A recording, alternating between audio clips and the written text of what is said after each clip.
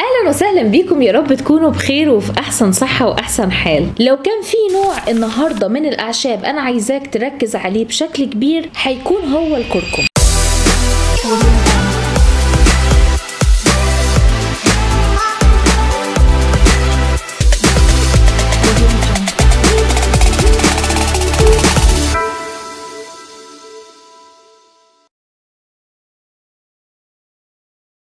الكركم بيتميز بالعديد من الخصائص العلاجية والطبية واللي بتحافظ على صحة أجسامنا. الكركم بيعزز جهاز المناعة لأنه بينظم تنشيط التي والبي سيلز. طيب هي إيه الفايدة بتاعتهم؟ أول حاجة الخلايا البائية أو البي سيلز. الخلايا دي وظيفتها إنها بتعمل على إنتاج أجسام مضادة للأجسام الغريبة اللي بتدخل الجسم، وعلشان كده الجسم بيقوم بتدميرها بشكل سريع. النوع الثاني من الخلايا وهي الخلايا التائية أو التي سيلز. الخلايا دي وظيفتها قوية جدا لأنها بتعمل على قتل الخلايا السرطانية أو الفيروسات أو البكتيريا. كمان الكركم بينشط الخلايا القاتلة الطبيعية أو اللي اسمها الماكروفاجز. الخلايا دي هي عبارة عن خلايا بلعمية، وليه بنسميها بالاسم ده؟ لأنها بتبتلع كل النفايات اللي موجودة في الجسم. من الحاجات الممتازة جدا إن الكركم بيعمل على تهدئة الجهاز الهضمي. طيب إزاي بيحصل الموضوع ده؟ لما بتصاب عندنا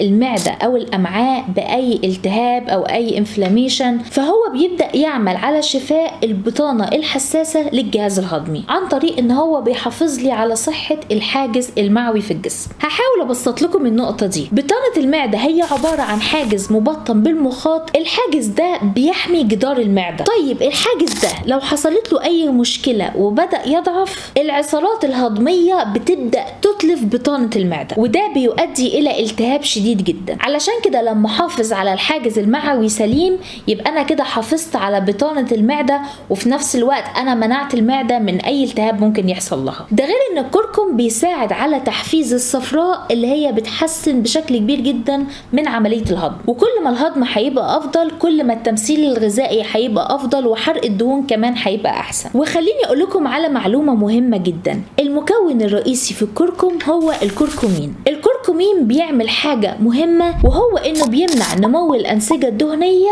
او الفات تيشو جروث، وبالتالي فهو بيعمل وظيفة هايلة ان هو بيساعد على علاج البشرة. اول حاجة هو بيمنع مشكلة انسداد المسام اللي ممكن تحصل في البشرة واللي بيترتب عليها اثار سيئة جدا. ده غير ان هو ليه خصائص مطهرة ومضادة للبكتيريا، وعلشان كده بيكون فعال للغاية انه يوقف البكتيريا اللي بتسبب مشكلة حب الشباب. كمان الكركم بيحافظ على كثافة العظام من خلال نقطتين مهمين جدا. النقطة الأولى إن هو بيأثر على نشاط الخلايا المكونة للعظام ويزود من نشاطها. النقطة الثانية إن هو بيساعد على منع فقدان معادن العظام لأنه بيحتوي على كميات كبيرة جدا من المعادن زي الكالسيوم والحديد والبوتاسيوم والمغنيسيوم والمنجنيز والنحاس والزنك. كمان لو كنت بتعاني من أي مشكلة في المفاصل سواء التصلب أو الالتهاب أو الورم، فالكركم بيحتوي على خصائص قوية ومضادة للالتهابات، وبالتالي بيساعد بشكل سريع في الموضوع ده. من الوظائف الهائلة ان هو بيساعد على خفض ضغط الدم. احدث الابحاث اثبتت ان الكركم بيدعم تقليل نشاط مستقبلات معينة وهي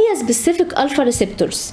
طيب هي المستقبلات دي بتعمل ايه؟ المستقبلات دي بتسبب ان الاوعية الدموية تبدأ تكون ضيقة، وكل ما بتضيق الاوعية الدموية كل ما ضغط الدم بيرتفع. من الفوائد الرائعة وهي نقطة خاصة بالدورة الدموية سواء في القلب او الاوعية الدموية. الكركم بيساعد على منع التصاق الصفائح الدموية مع بعض، وبالتالي بيمنع حدوث اي تجلطات او اي ترسبات، وده بيؤدي الى منع الانسداد داخل تلك الشرايين، وبالتالي الدم بيبدأ يمر بسهولة وبيوصل لجميع أنحاء الجسم بما فيهم الخلايا والغدد والأنسجة. بالنسبة بقى لعضو الكبد، وإنه من أكتر الأعضاء اللي دايما بيعاني بشكل كبير من تراكم السموم فيه. الكركم بيساعد على إنتاج الصفراء، والصفراء دي بتساعد على إزالة السموم من الكبد، وبالتالي بتمنع تراكم الدهون في الجسم كله وإعادة صحة الكبد مرة أخرى. وعلشان كده الكركم بيكون مهم وفعال وقوي جدا في مشكلة الكبد الدهني. يمكن من أكبر المشاكل اللي ممكن تواجه أي حد وهي مشكلة مقاومة الأنسولين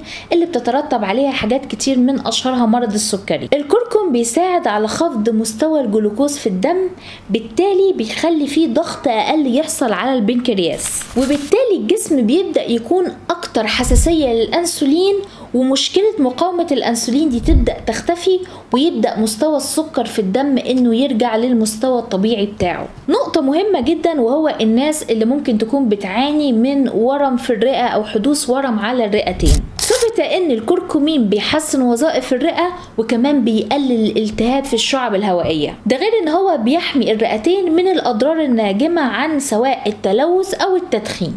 ده غير ان احدث الدراسات وجدت ان تناول الكركمين ادى لتحسين وظائف الرئة لدى البالغين من العمر. من النقط المهمة جدا انه بيحسن من نسبة الكوليسترول الضار او ال LDL. الكوليسترول الضار هو الكوليسترول السيء اللي بيكون موجود في الجسم بتاعك. طيب هو ازاي بيعمل كده؟ عن طريق ان هو بيمنع اكسدة الكوليسترول، وبالتالي بيمنع مشكلة تصلب الشرايين او انسداد الشرايين، وبيخلي الشرايين تكون طبيعية، مفيش اي حاجة بتعيق مرور الدم فيها. من الفوائد المهمة جدا وهو انك لو كنت بتعاني من مشكلة الارق بتحاول تنام عدد ساعات كتير، ولكن مش بتدخل في النوم، وحتى لو دخلت في النوم بيبقى النوم بتاعك متقطع ومش كويس وبتصحى تعبان جدا. الكركمينويدز اللي موجودة في الكركم بيكون ليها دور فعال جدا في الموضوع ده. بتقدر تعزز النوم عن طريق استهداف مستقبلات الهستامين او ال H1. ده بيساعد بشكل ممتاز على انه يقلل من مستوى القلق اللي بيكون عندك، وبالتالي بتقدر تدخل النوم بشكل اسهل وبشكل ابسط،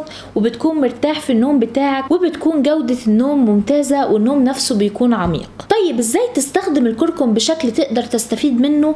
لان معظم الناس مع الاسف بيستخدموه وحده او مع الطعام او مع الماء، وبالتالي انت مش بتستفيد منه نهائي. وده لانه لو انت استخدمته بالطرق دي فمع الاسف الجسم مش هيعرف يمتصه كويس. علشان تقدر توصل لافضل عملية هضم للكركم حاول تتناوله اولا مع الدهون الصحية. طيب ايه الامثلة اللي ممكن تتناوله معاها؟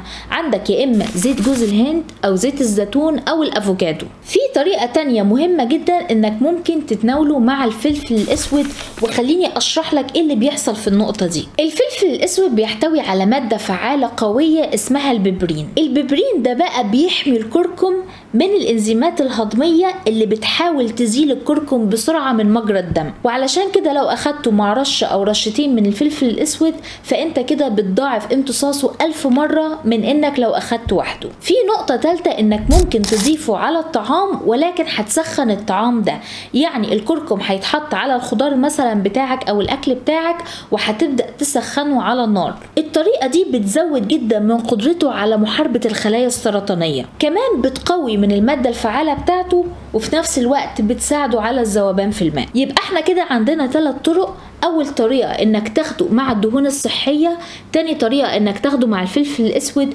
وتالت طريقة انك تحاول تسخنه على النار. وفي ناس بتعمل ال3 حاجات دي مع بعض علشان تخلي امتصاص الكركم يحصل بشكل رائع جدا. اتمنى اكون قدرت افيدكم في حلقة النهاردة وقدرت اقدم لكم حلقة مفيدة. لو عجبتكم الحلقة واستفدتوا منها ما تنسوش تشاركوها مع غيركم علشان اكبر عدد منها يستفاد، وما تنسوش لايك الفيديو، سبسكرايب في القناة، وفعلوا علامة الجرس علشان توصل لكم كل الفيديوهات اللي هقدمها أول بأول. وفي النهاية بشكركم جدا على وقتكم الثمين والذي لا يقدر بثمن.